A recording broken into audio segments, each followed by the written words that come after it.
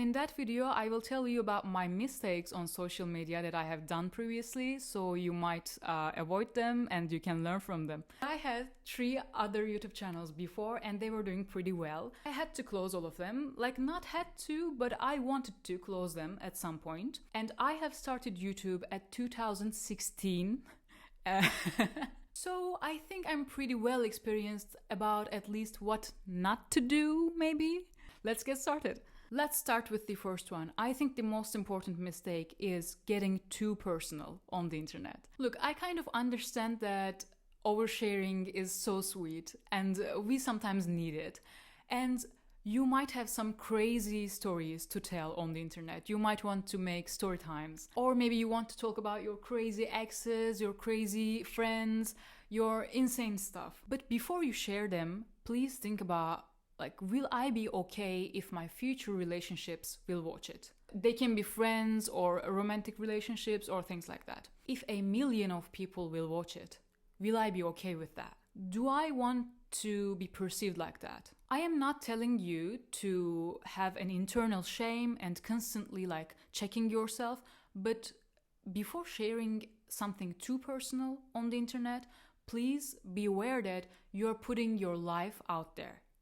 And it will be open to all kind of comments and you will be perceived as that. Maybe you are not always in the parties, or maybe you don't have thousands of toxic acts or something like that. Maybe you are not a toxic queen. So don't have a shame in yourself, but please be aware that people will perceive you as what you're putting out there. So when we are talking about sharing your life and thoughts on the internet, I want to touch to something else too. In today's internet, negative contents are getting so much views somehow. But if you start to posting them, they will suck you your soul in the long term.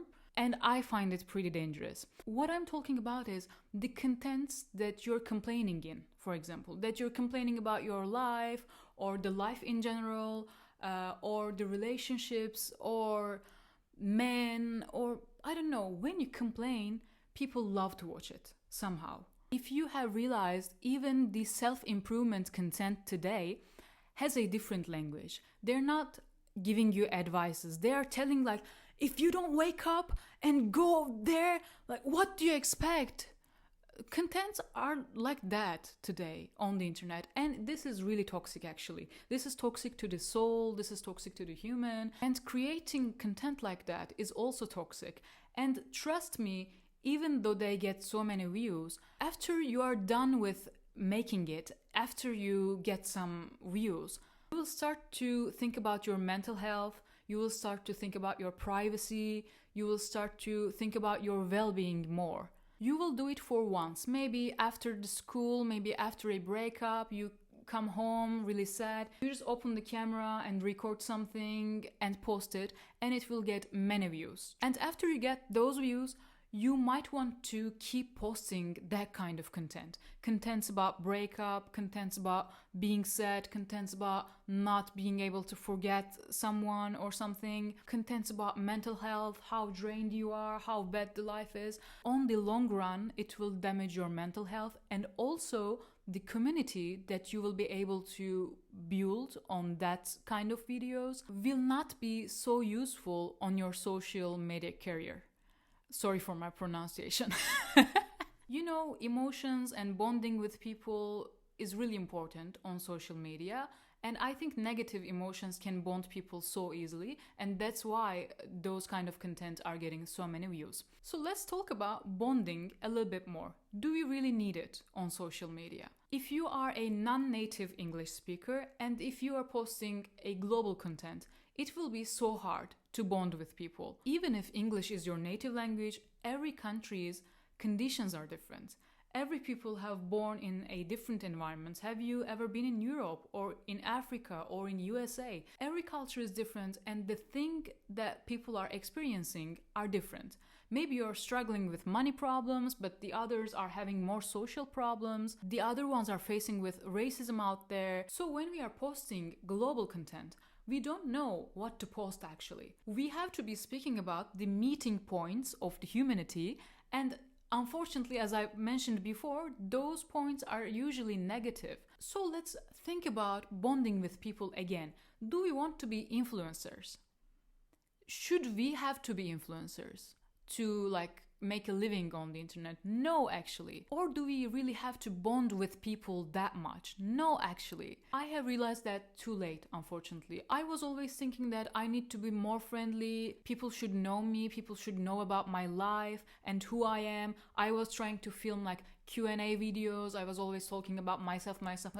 Nobody cares. Nobody cares about you. I'm so sorry to say that. People are watching you from Africa, from Europe, from USA, from America, from Asia, and nobody really cares what you're up to, actually. So my advice in here would be, if you want to keep your content global, and I think that makes more sense, by the way, than staying local, you should be posting content that are useful.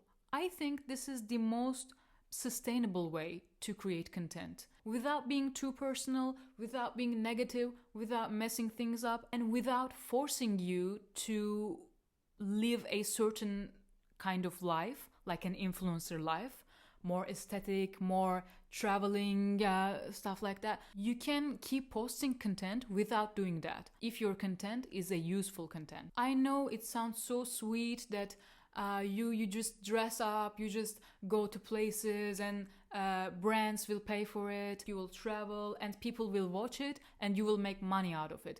It is so sweet, but to be able to start that kind of content, you should be, I think, already a little bit rich, or you should share something crazy on the internet, which we have talked about before. And I think it is not sustainable. I don't know if this is the right word, but you can't keep creating content like that. But if you create content about your profession, if you have one, if you create content about how to do something, if you create content about how you have solved something, then you have a useful content, and people don't have to have a bond with you to be able to watch your content, because people need that content. And in that way, you can keep your global content in your second, third language maybe with a long time. Of course, here's a downside of that kind of content too. You should really know something. You should really be experienced about things, and maybe you should be professional on some sort of things. But if you are a grown human, I think you already have many experiences about many things, and you can talk about anything. And as we are talking about the sustainability of the contents, I want to talk about contents that are not going with the same direction with your life. They're not suitable for your lifestyle, that you're faking. When I was on the YouTube for the first time at 2016, I was 16 years old, I was trying to film makeup videos. They were so popular. At the time, we had OK Sage, and I don't remember, but all the little girls like that on the internet, and they were doing makeup and getting millions of views. So me and my friend wanted to do the same, but we haven't thought about some points, I think. The first one, that we didn't know how to do makeup. Second one, we didn't have enough makeup products to show on the internet. After few videos, we couldn't keep it up.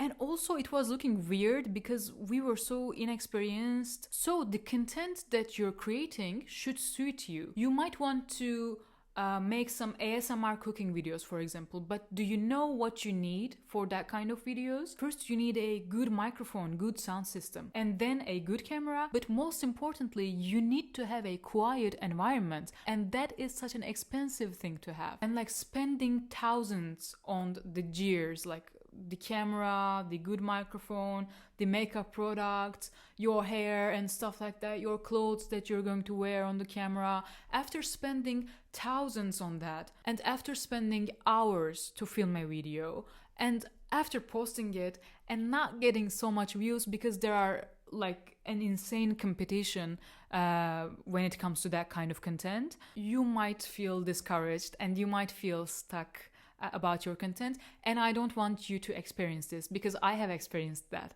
and I know that it hurts a little bit. So please keep it simple. If a niche of content is not suitable for your life, then don't do it. When it comes to beauty content, I only have one lip tint and I'm using it as a blush too. So how can I keep that content going? People want to see new products every day.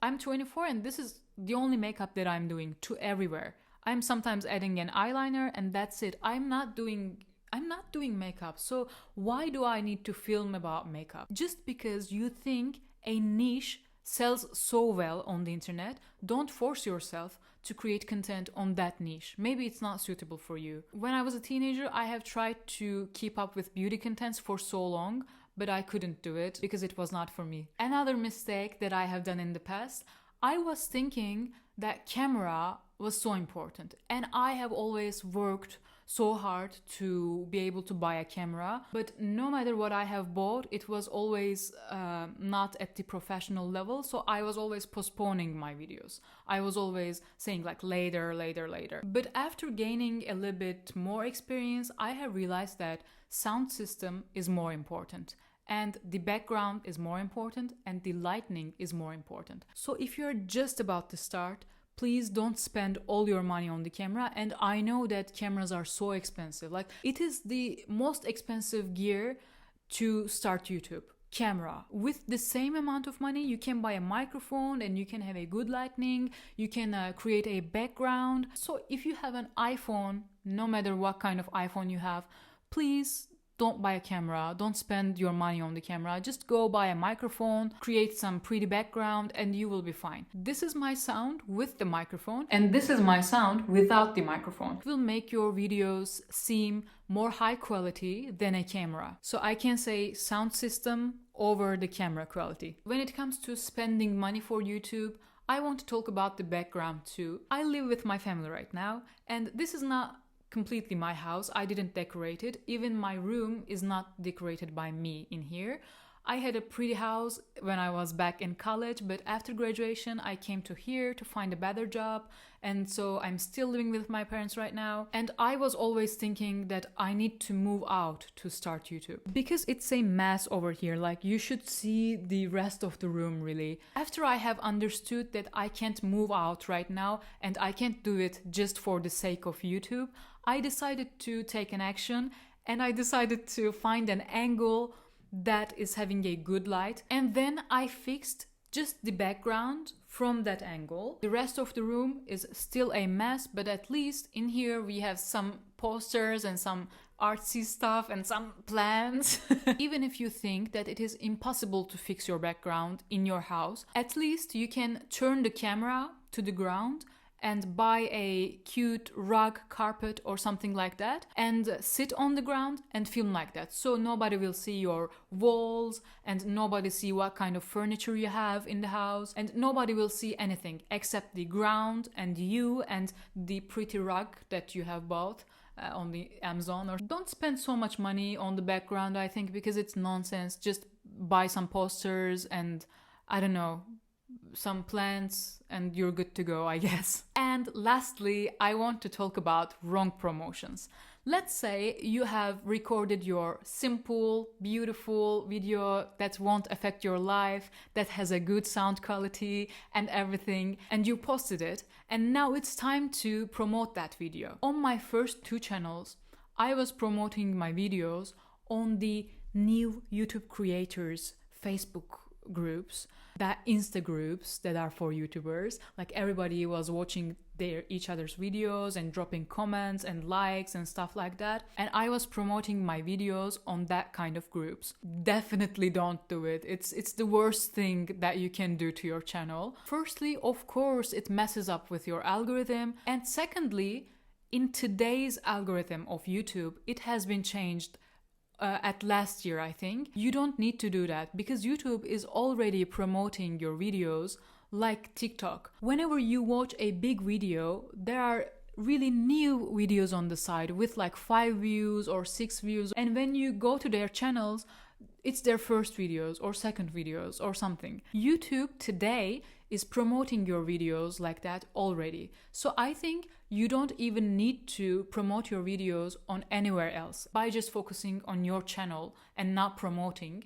by creating. You can build a stronger community and you can be more consistent with your content, and YouTube will promote it for you. It was not like that back then. To be watched on YouTube, you had to have thousands of subscribers on Insta, and the people who were being watched on YouTube were already famous on Instagram, or they were working with big companies to film their videos. And actually, you know what? That's why I have joined YouTube again after a really long time, because I have seen that some things are changed, and normal videos that people are just filming by themselves and editing themselves are also promoted, because now I feel like you can reach the audience with only YouTube. So in my opinion, with the new algorithm, you shouldn't be promoting your videos on anywhere. If you have your own Insta or something like that, okay, you can promote them, but except that, you don't need any subscriber chains